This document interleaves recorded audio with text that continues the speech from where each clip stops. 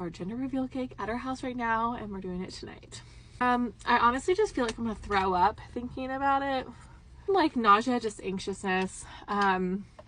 We've technically had the results since Sunday and it's Thursday. So we did look at the test results for the genetic portion of it on Monday, and everything came back clear, and I feel really, really grateful for that. I have had friends that have not gotten results like that, so it's very close to my heart, and I had a lot of anxiety about it. That being said, we've just been letting like the fetal sex sit, and we had our friend go get a cake for us, and so we're gonna do it tonight with our boys. I really wanted to involve them. I have not done a actual gender reveal for any of my others. I will film it. Not sure how much I will share, but I guess we'll see. I have been spiraling about like gender selection in terms of like people getting pregnant with certain genders, and it's just bizarre. Like I've been Googling, and I'm mentally in a bad place. So statistically, you're more likely to have a third of the same gender if you've had, let's start over. Statistically, if you've had two of the same gender, you are slightly more likely to have a third of that same gender.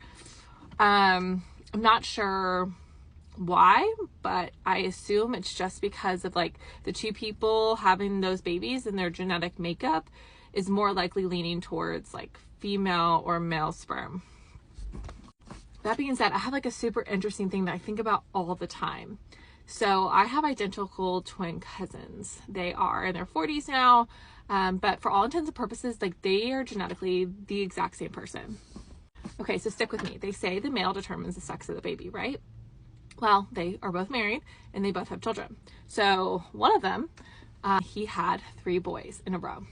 Well, his identical twin brother, and he has 3 girls in a row. Like the true opposite of each other. How bizarre is that? So that makes me think like there has to be a female factor.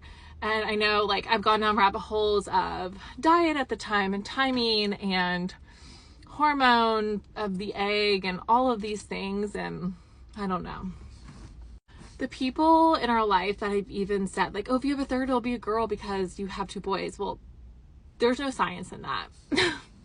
Your body doesn't remember or keep track of like what gender you've had before. I truly just think like that statistic that leans one way or the other to have a third of the same gender is because that's how your body is like, you know, the egg and the sperm are finding each other, and it tends to be that combination.